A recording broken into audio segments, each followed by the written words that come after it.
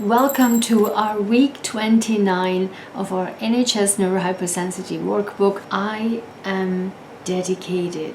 My goodness, this is such an important and very exciting masterclass. This video will really help you to understand finally, once and for all the things that you have been avoiding to do. How can you actually get back on track and do it? And why it is so neurologically important to find that spot, find that region that blocks you, that hinders you, but how can you actually grow, yes, physically grow that brain region and finally can do the things that you avoid to do. Let's dive in.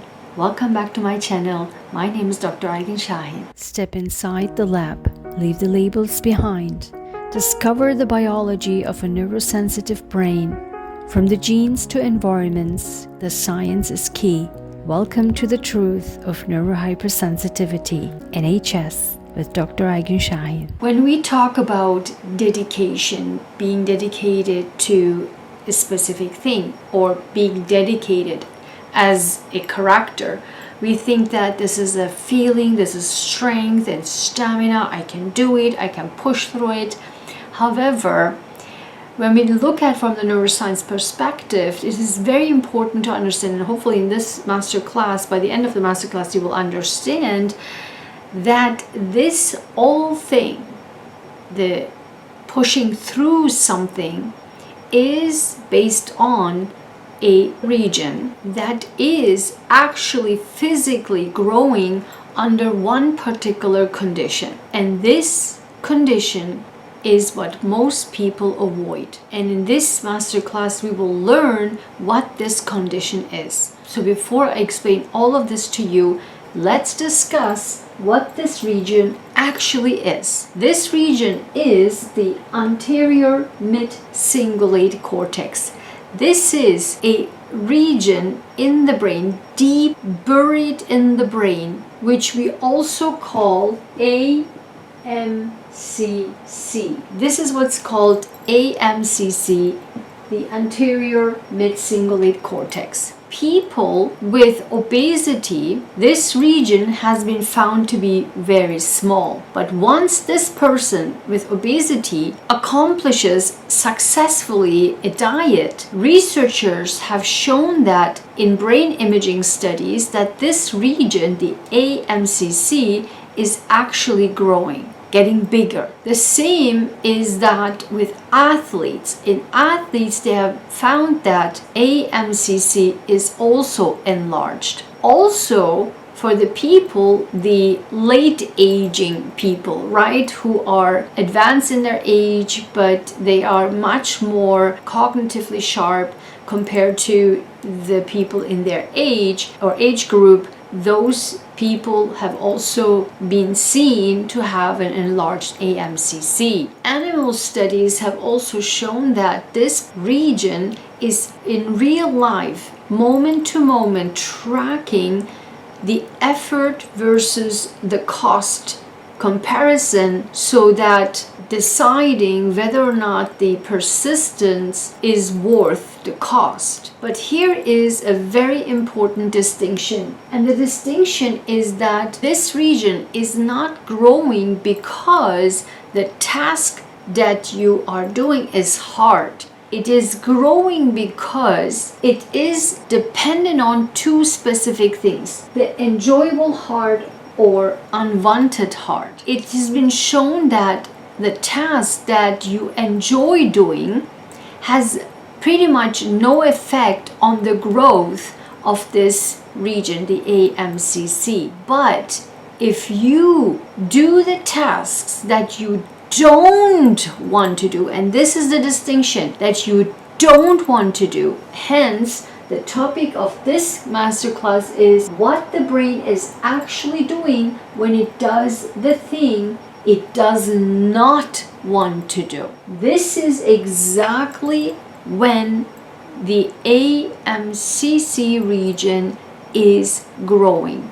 When you do the tasks push through the tasks, do the tasks that you do not want to do. The brain is not tracking how much you enjoyed the workout, for example, that you are love to do, or the things that you love to do, but it is tracking, and we have seen this multiple times in various ways in our different master classes of the series, but it tracks how much you didn't want this workout to do. You are dragging it because you don't want it to do it, but you did it anyway. And that, my friend, is what the brain tracks, and that, my friend, is what makes the aMCC region to grow. This brings us to where this shows up most in our lives. So this doesn't have to be something very dramatic like a workout, I don't want to do it. These are, and I often talk about this in my master classes, about particularly procrastination, and this, my friend, is so related to procrastination. If you are suffering from procrastination and freezing, that type of procrastination, what I'm talking about that nobody talks about, I encourage you, if you haven't already, get still on the pre-order of my Freezing Procrastination guidebook. This is so important because, again, nobody talks about it. Only I have the solution for that procrastination where you freeze and can't do things. And I will add, actually, after this masterclass, add this section into that as well. So if you want to pre-order, please go to my website. I only need 4 more people to order it.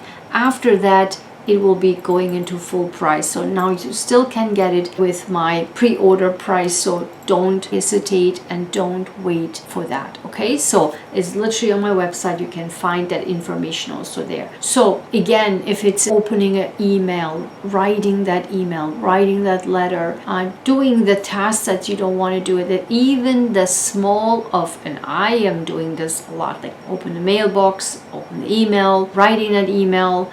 Also the snoozing. You tell me in the comments, are you a snoozer?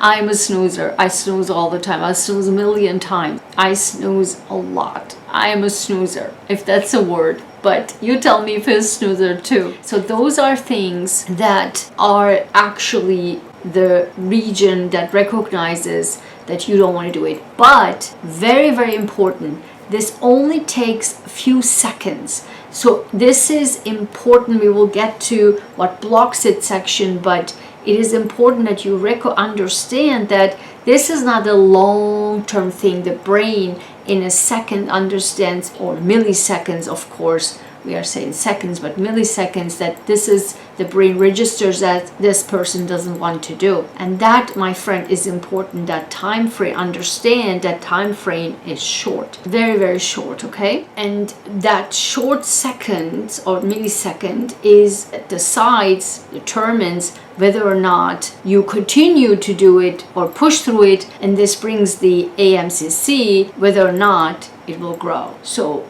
that is very important to understand. Now this brings me to what blocks it then, and that is 2 things. First, it is whether you do something that you want. It's hard, but you still want it. So you really like to do it. So you push through it because you love it. It could be a training, it could be the talk because you love giving talks, or it could be your training for your team, and it's hard but you love it, right? So practicing your singing, it's exhausting but you still do it. Practicing your music instrument, you still love it. That's why you're doing it. That's not it. It's the one that you don't want to do. You actually don't want to write that email. You absolutely do not want to wake up at 5 a.m., but you have to because you have to catch the train or the flight. So you rather would like to sleep, but you have to wake up. Even though you slept at 3, you have to wake up at 5, even though it's 2 hours of sleep and the alarm is ringing, but you want to snooze it, but you can't because you have to wake up, because you have to catch the flight. That's what I'm talking about. The dedication to get that flight, the dedication to go to your job, taking the train, and the dedication to your work or your whatever that email is about, or that mailbox, or that writing that letter, whatever it is, you have to do it. You don't like it, you don't want it, but you have to do it, and you do it.